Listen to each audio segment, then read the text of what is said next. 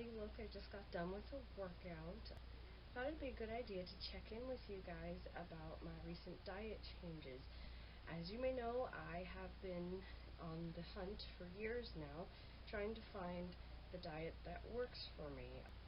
As you may know, I don't believe that nutrition, macronutrients, however you want to discuss it, is a one-size-fits-all or as basic as calories in, calories out. I think that all of these things work together, but I believe that they also work differently with different bodies. Part of what has led me to this particular conclusion was actually reading an article within the last few months about a study done in Israel, I believe it was, about diet and the glycemic index. I really wish I had bookmarked it when I read it.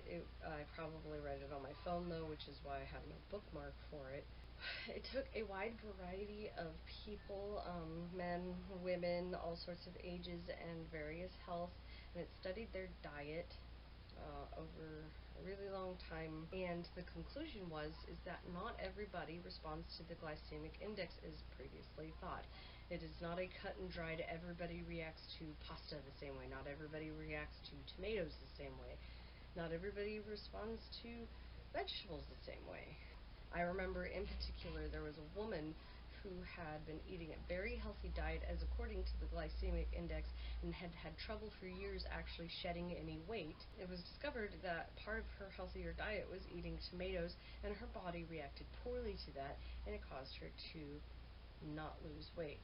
It was really, really interesting diet, and I know that was a bit of a ramble, but I wanted to say that I do research things. I don't just jump into whatever fad happens to sound nice at the time. Because I have yet to find a good balance for what my body needs in terms of healthy in and out. I know when it comes to exercise that I'm pushing myself appropriately. It is my diet that needs adjustment, so I'm constantly looking to find out what it is that is or isn't going on with my body. So I recently decided to try lowering my carb intake. I was not interested in going full out keto for many reasons, monetary and otherwise. I just figured overall maybe it was carbs and specifically refined carbs. So I decided in general to lower my carb intake and increase my fat intake, just not to ketogenic levels. I spent about a week paying attention to what kind of carbs I was getting in general every day. I'd previously been following the macronutrients from If It Fits Your Macros, their default formula, and then I decided to look up what kind of carb intake you would have and fat intake you would have for keto, and then kind of split the difference, see what was going on. In lowering my carbs and increasing my fat intake, I noticed an immediate change. I started feeling just overall better and not deprived like I normally do when I do a major shift in diet. I decided to give it a full 4 weeks of a lower carb lifestyle.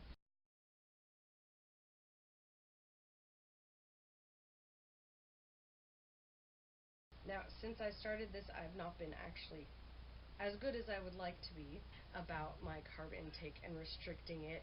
What Overeaters Anonymous refers to as Redlight foods generally are foods that you have a tendency to binge on or overindulge in. And while throughout this journey I have gotten a lot stronger and find it a lot easier to say no to things that I used to absolutely love to indulge in, most things now I can say no to and walk away from. One of the things that has come into the house that I've asked not to, but this particular request has been ignored, more or less, is Cheez-Its. For some reason, I cannot say no to Cheez-Its. The family-sized bags keep coming into the house, and my husband has to usually take them away from me because I can easily sit there and snack on a family-sized bag by myself in an entire day, and sometimes in an entire sitting.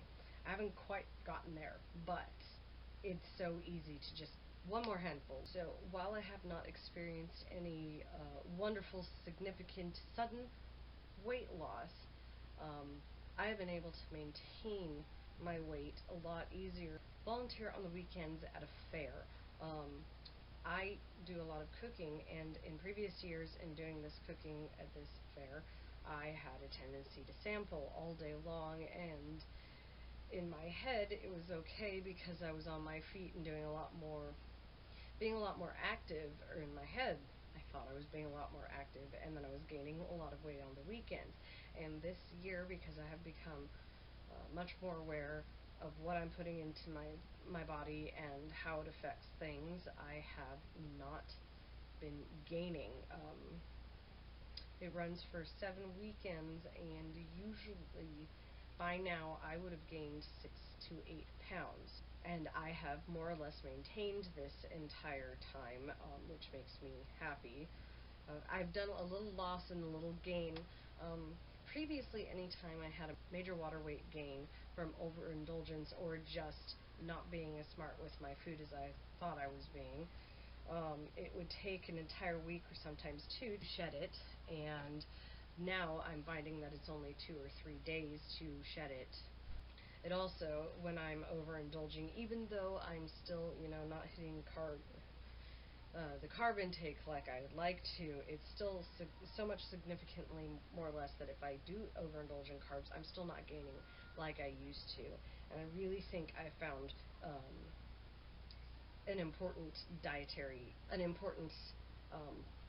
part of how my body responds to foods. And even though I have been much more aware on the weekends of what I'm sampling and while I'm cooking, I still have been a little more indulgent than I should, and I'm still also around a lot more temptations than I normally am.